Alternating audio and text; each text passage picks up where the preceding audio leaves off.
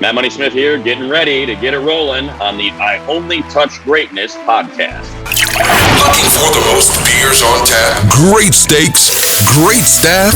Head over to the John B. Pub. We got the best beers, steaks, chicken wings, nachos in town. Come see us at the John B. Pub. The John B. Pub, the best bar in town. Come sign up for our football pool. Say Hayes sent you. The #1 sports podcast in Vancouver with Ryan Hayes and Big Mike. Ryan Hayes and Big Mike are taking over the podcast scene in Vancouver. Get down or lay down. Lay down. Lay down.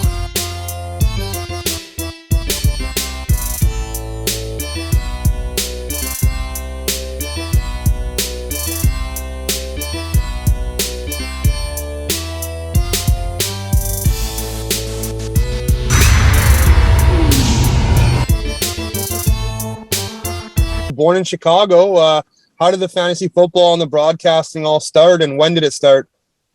So fantasy football started before I got into sports. I was in the music industry, and my first fantasy football league was like this. It was a really cool league. It was this punk rock league. So it was a lot of roadies and A&R guys and managers for bands like Social D and Pennywise and all that. And that was like mid-90s, back when we would run it.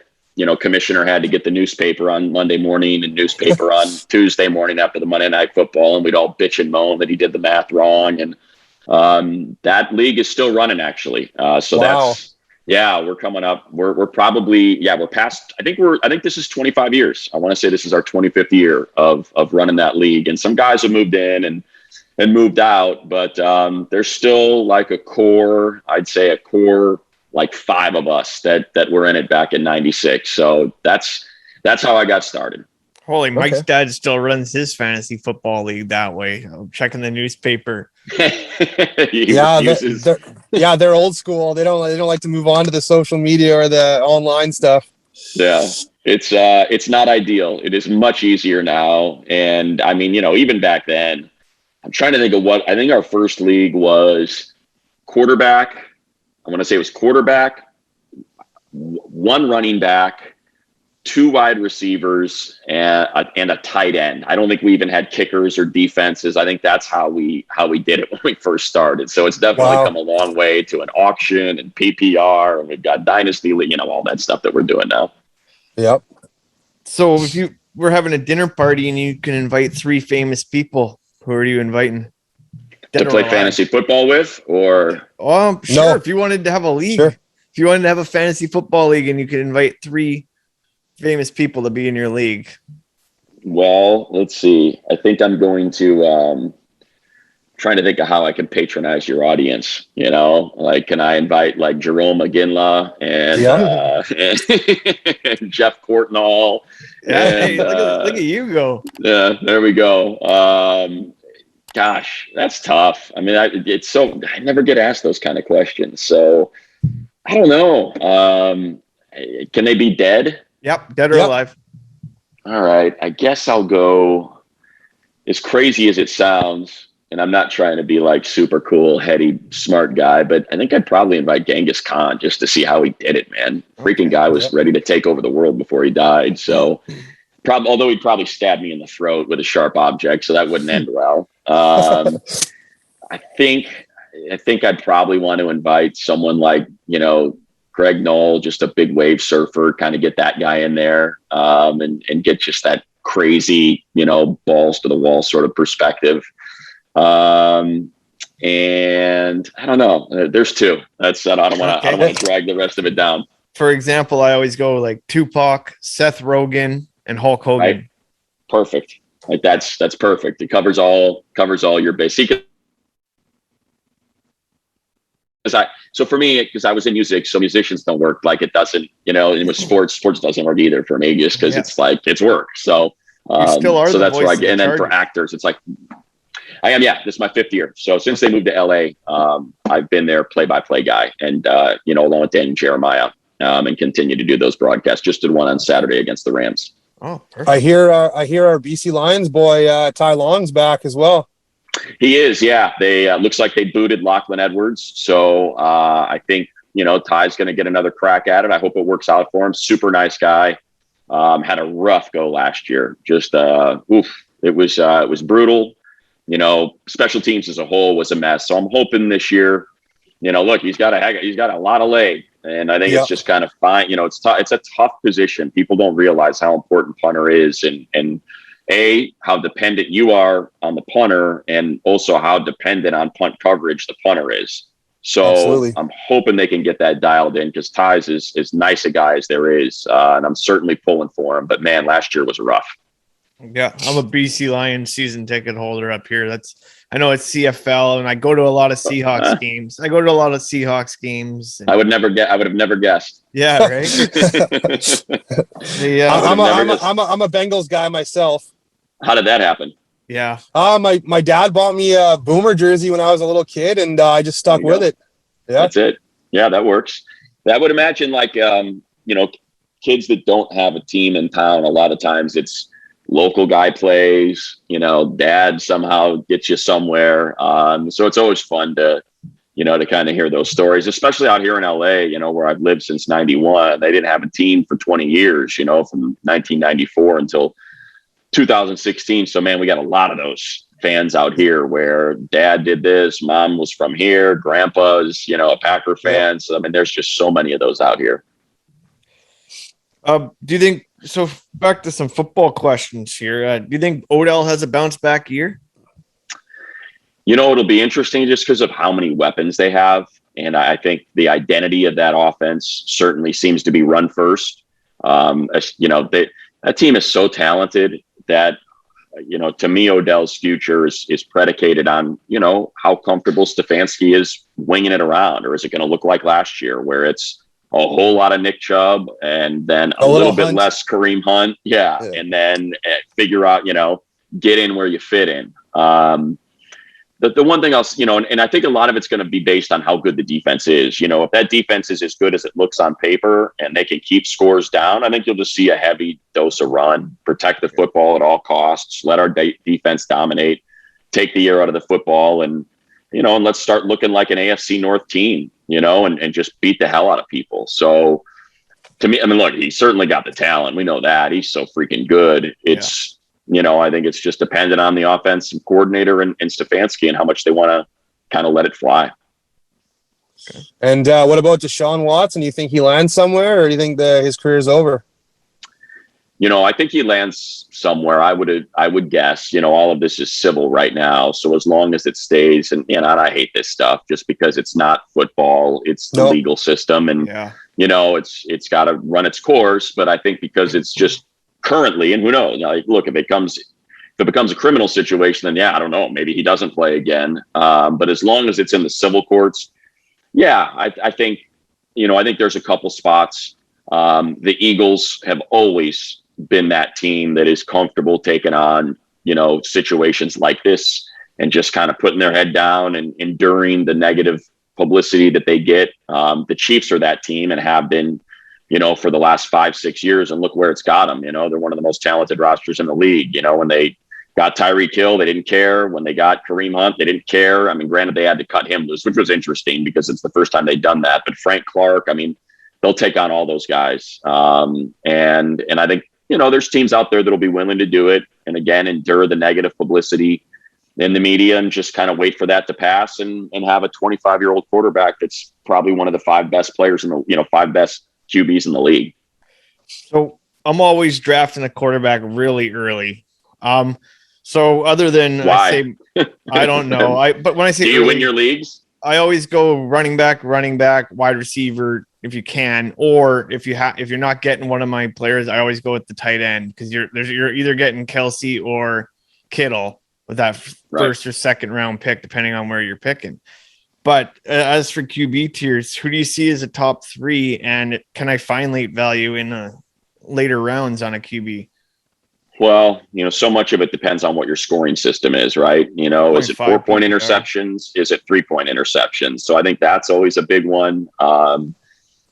Look, your dual threats are, obviously Patrick. I would take Josh Allen over Patrick Mahomes just because I like the the certainty of rushing numbers, which is why I value Lamar Jackson. I value Kyler Murray. I value those guys. I'm anxious to see how Herbert is going to look fantasy wise this year with Lombardi. They have Joe Lombardi runs that Saints offense. So that would suggest not a lot of running yards, but they also have their quarterbacks coach comes from Shanahan and he's implementing a lot of stuff. So I think, with Coach Day, you might end up seeing a lot of that boot action and some quarterback runs. And he's certainly big enough and athletic enough to put up some big numbers. But I guess if I were doing tiers, it would be probably Mahomes, Allen, Kyler Murray. And then, kind of your next tier to me is you're waiting. Just wait and figure out, what offense you think is going to put up some big numbers, be it the Stafford for the Rams, Herbert for the Chargers, Rodgers for the Packers, Russell Wilson's, that's your, you're talking your 6th to 9th round guys, when you kind of get that run. Mike, are you there? Go ahead, Rye. Okay, you're at work. How many QBs throw for 30 plus passing yards or TDs? Sorry. Oh boy, gosh, I have to have a list of them in front of me. Is there one you can think of? Well, yeah. I mean, I think, obviously Mahomes throws for 30 plus. Josh Allen throws for 30 plus. Aaron Rodgers, Herbert. I think does Kirk Cousins throw for 30? I think here, look, let me do this. Let me pull it up just so I can get a look here. And, because 30's a pretty good number, right? That's attainable. I mean, look, Dak, yes, for sure. Like, I think Dak could, if you're comfortable with Dak's health, he's in that top tier. I think he's definitely in that tier with Kyler, Josh, and Mahomes. I think Dak Prescott. Yeah. Tom Brady throws for another 30. Yeah. It's funny though, that's the thing about quarterbacks in fantasy is, that's not necessarily a number that's going to separate you from your competition, right? If you can just kind of get that 28 to 32 range, you're pretty much league average in your fantasy league. Is there someone outside the top 15 that you think has like a super high ceiling that maybe we're sleeping on? I think of all of them, well, like out of the top 15. No, the bottom, like say the bottom 15. Is there one that you could see really having a highest who has the highest ceiling? Highest ceiling, I think, as crazy as it sounds, would be Trey Lance. Okay. I just, I think if you look at those two rookies, Trey Lance and Justin Fields, the two athletes, that can really get after it, and are in offenses that are going to ask them to get after it. Those would probably be like, if I'm making a pick in the 14th and 15th round, I don't need to take my 7th wide receiver. I would just as soon take like Trey Lance or Justin Fields if they're not already off the board, just in case they pop. I would say like, yeah, just because I don't have faith in Daniel Jones or, you know what? Tua could be that guy. I could totally see Tua. I just wonder if they're going to be too protective of him because, again, they have such a great defense he's still coming off that hip injury that was pretty scary. He's not the biggest guy, but he's got the twitch and he's got the talent, and the weapons. He's solid. Yeah, so I could totally see him also being in that group. Do you see Aaron Rodgers having a little bit of regression or being upset at the Packers? He's going to kind of shove it to their face, out flying? I think he'll have a very similar season as he did last year. It's such a great offense. He's got everybody back.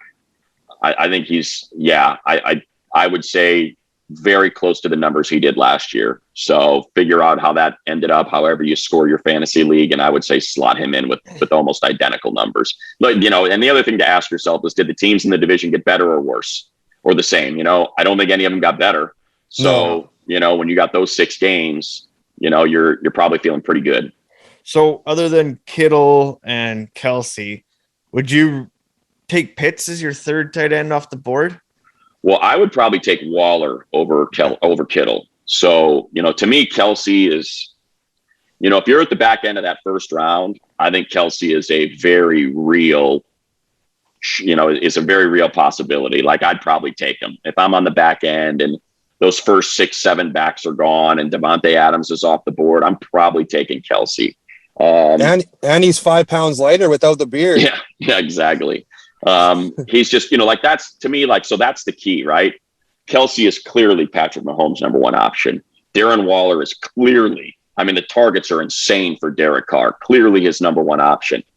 Kittle is usually, and that's the thing, like, we don't know who the quarterback's going to be in San Francisco. True. Like, he is Garoppolo's number one, but he's never healthy, not Kittle, Garoppolo. So, like, to me, that's why Waller goes above Kittle. Okay. And then after that, I think you just get bunched up. I don't know what Kyle Pitts is going to look like. He's a total freak. I assume he's going to be great. Mark Andrews is always consistent. I think Dallas Goedert's going to have a good year with Jalen Hurts. He always used his tight ends a lot. So, to me, that's when you start getting into your, It's such just wait on a tight end. It's such a hard position to draft at, and everybody needs to have that good tight end, or else your season's screwed. Well, that's why, like I said, I'm totally fine taking Kelsey in the Me first, too. Waller and Kittle in the second, and just creating that separation between you and everybody else. Yeah, that's for sure. You never have to worry about your tight end spot. No. Mike? Yeah. So out of the 3 top running backs, I'd say for rookies, Javonte Williams, Najee Harris, and Travis Etienne, who do you think has the best year? I think Williams, just based on how Fangio's probably going to want to play. Again, best defense in the league, maybe. It's in the conversation. Play safe. Especially when if you got Drew Lock, you don't want to put the ball in harm's way. If you got Teddy Bridgewater, he's a game manager, check down machine. Williams is so talented. So to me, that's number 1. 2, Najee, just because of the way the Steelers play football, right? Very similar. And I think those are probably 1 and 1A. I think those 2 are separated. And even like, I think Carter's going to have a legit shot to take that job from the Jets. I think there'll probably be a committee, but I think he's in the mix as well. Yeah, that was one of my sleepers. I like Michael Carter, and I like Myles Gaskin. I think he'll have another good year. I like Gaskin too. Good Washington Husky.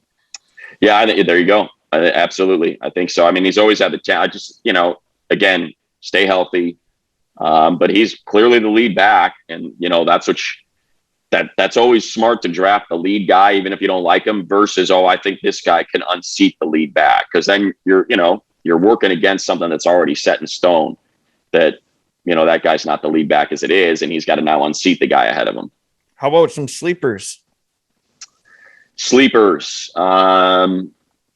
All right, let me just pull up some wide receivers here and so, you know what? So not necessarily a sleeper, but I think a guy that's going to go in the middle rounds, like probably he's going to get drafted in the 3rd, 4th round, but I think could end up as a top 5 running back is J.K. Dobbins. I think he could end up really lighting it up for the Ravens. That would not surprise me at all. I think, let's see who else is on here. I could see Kenyon Drake having another top 15 season with the way John Gruden wants to play football up there. I could totally see that.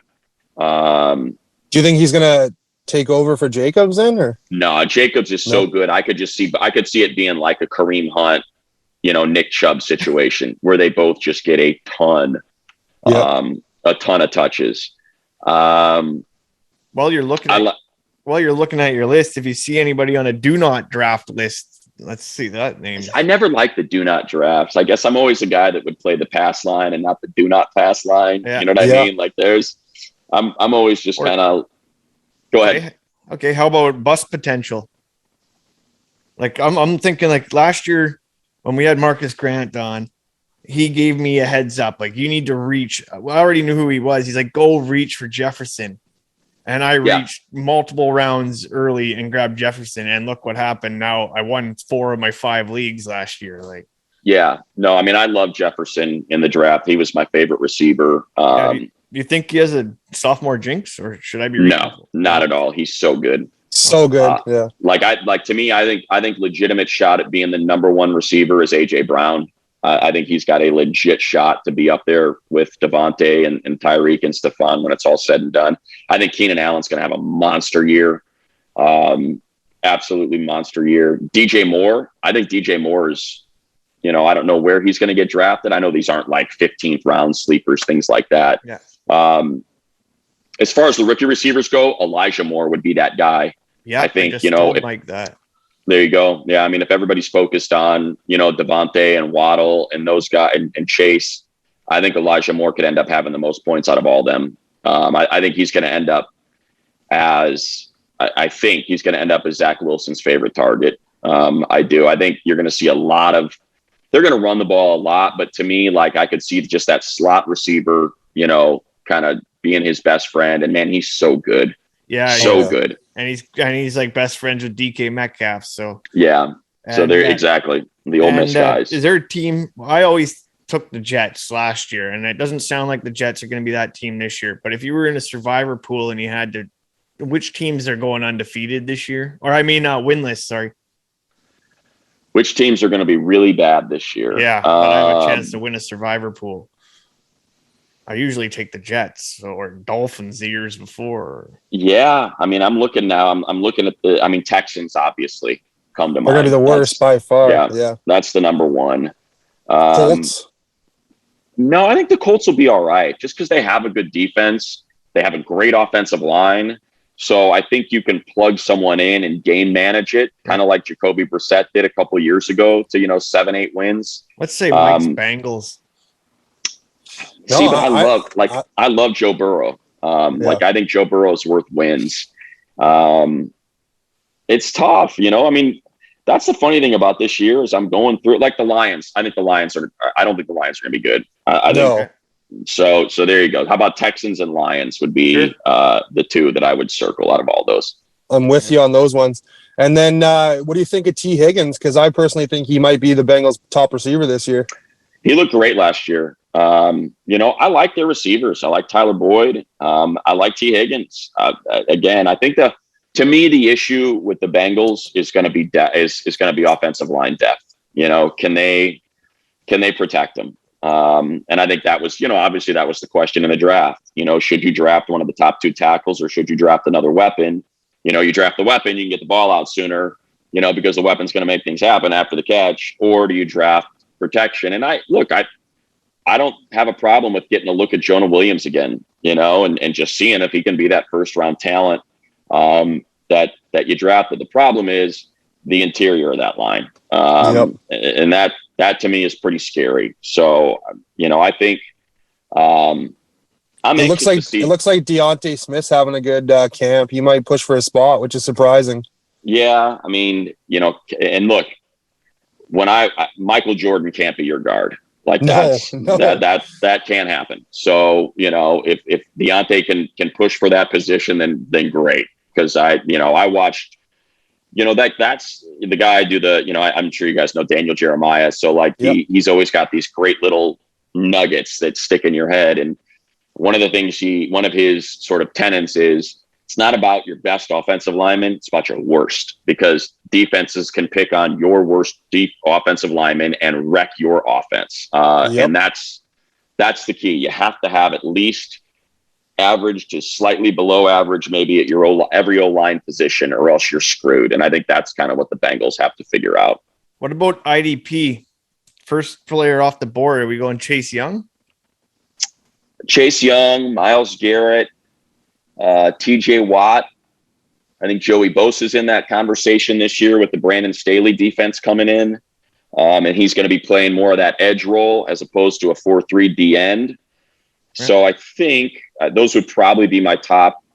I think those are obviously the top four, right? It's Myles or Chase or TJ or Joey. I think it's those four. I'm always that guy. I like to fill my roster first before I fill my bench. So I'm taking you take the best player ahead of time. I'm often taking my defensive player, say 8th, 9th round, but just because I'm filling my roster first, right? Yeah. I was hoping, we got a couple minutes here. If you could tell me the division leaders out of each division. So AFC East, say. Well, again, just like when it comes to that, it's assuming health, which never happens, but just, based on what we know right now. If I had to put a little money on the line here. Sure. Buffalo, AFC East. Yep. I'm going to go Browns, AFC North. Titans, AFC South. My bias will creep in, Chargers, AFC West. I'm going to go. This is a tough one. I think I'm going to go Washington football team, NFC East. All right. I love that defense. I think of all the units, it's the best one. Of all the offenses and defenses, I think the Washington defense is the best. I'm worried about that Cowboys offense getting banged up. NFC North Packers, NFC South Bucks, NFC West. Eesh. NFC West, I'm going to go Rams. Oh, jeez. Yeah. Okay, Mike, you got And one? the Rams, I think, are the biggest wild card because they have no depth. They've got the best starting 22, but they have zero depth. So if they get hurt, they're totally screwed. Yeah, last year I had a bet actually that the Seahawks finished ahead of the 49ers, and of course all the injuries for the 49ers, and Yeah. there's a nice I win. mean, it was a totally different team. Yeah, that's sure. We'll probably just wrap her up then. We want to thank you for giving us your time today and giving us some fantasy insight. Hopefully that was enough. We're gonna win a bunch of leagues here now. Thanks. There we go. I got the insider. Hey, Right. If he has 2 more minutes, I'd like to ask 2 more questions if possible. Yeah, come on, let's go, Mike. Let's go. I was just going to say, where do you draft Michael Thomas? That may be one of the toughest because I've had Michael Thomas the last 2 years and have gotten absolutely hosed. So I have a personal bias against Michael Thomas right now because I have drafted him in the first round late the last couple of years. I would probably draft him. Man, I mean, it's still the Sean Payton offense. It's still quick hitters, run after catch, PPR league. So I'd probably still draft him in the second round. Okay. And the other one is Antonio Gibson. There's a lot of talk that he might play that McCaffrey role this year. And if that happens, he could be a beast. I'm drafting him high. Yeah. I'm definitely drafting him high. I don't have any. I think he's, probably RB somewhere between 8 and 11, maybe even, and could creep up into that top 5. So yeah, I would draft him high. I got no problem. Like if you're on the wheel, and you want to go back, I got no problem getting Gibson there. Good. Sweet. Awesome. Well, yeah, thanks again, Matt Money Smith. Appreciate it. And we appreciate your time. We keep up with all the stuff you post. So Yeah, we watch you all every day too on TV. that's Appreciate it, man. Totally appreciate it. Looking for the most beers on tap? Great steaks, great staff? Head over to the John B. Pub. We got the best beers, steaks, chicken wings, nachos in town. Come see us at the John B. Pub. The John B. Pub, the best bar in town. Come sign up for our football pool. Say Hey sent you.